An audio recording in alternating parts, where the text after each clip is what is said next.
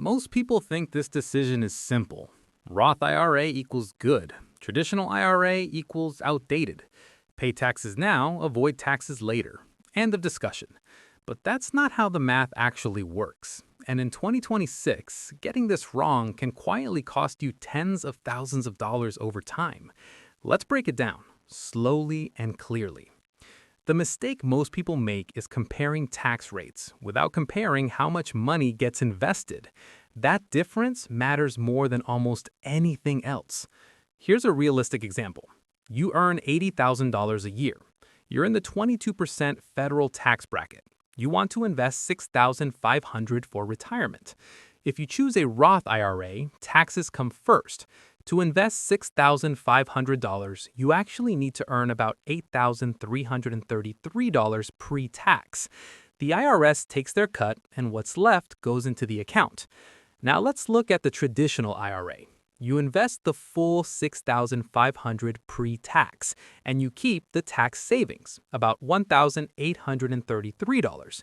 Here's the question almost no one asks. What happens to that extra $1,833? Because this is where the math changes. If you spend the tax savings, Roth usually wins. But if you invest the tax savings, the outcome flips. Let's assume both investments grow at 7% annually for 30 years. The Roth IRA grows to about $49,000, tax-free, clean, simple. The traditional IRA also grows to about $49,000. But remember, there's more. That $1,833 in tax savings invested alongside it grows to roughly $14,000. Now assume you retire in the 12% tax bracket. You pay tax on the traditional IRA withdrawals. $49,000 minus 12% equals about $43,000. Add the $14,000 from the invested tax savings. Total, $57,000. That's about $8,000 more than the Roth. Same income, same growth, different math. Here's what most people don't realize. This decision isn't about Roth versus traditional. It's about your tax rate now versus your tax rate later. And most people assume they'll be in a higher tax bracket in retirement. That's usually not true. In retirement, you don't earn a paycheck. No payroll taxes, often lower spending. Standard deductions still apply. Many retirees end up in lower tax brackets than expected, especially with careful withdrawals. That makes traditional accounts far more powerful than people think. Now, this doesn't mean Roth is bad. Roth provides certainty, no required minimum distributions, no tax worries later. That peace of mind matters. But certainty has a cost, and many people are paying it without realizing they had other options. So what's the smarter approach?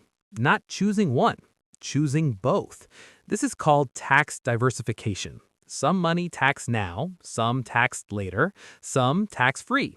That flexibility lets you control your tax bill in retirement instead of guessing. Here's a simple guideline for 2026. If you're early in your career or in a low tax bracket, Roth makes sense. If you're in your peak earning years, traditional deserves serious consideration. If you're unsure, split contributions. You don't need perfection. You need awareness. Quick recap. The biggest mistake is ignoring how much money gets invested. Traditional often wins when tax savings are invested. Roth shines when future tax rates will be higher. The best strategy isn't choosing sides. It's choosing intentionally. If this helped, take one small step today. Check your current tax bracket. Ask whether it's likely higher or lower in retirement. That single question can change your entire strategy. And I'll see you in the next one.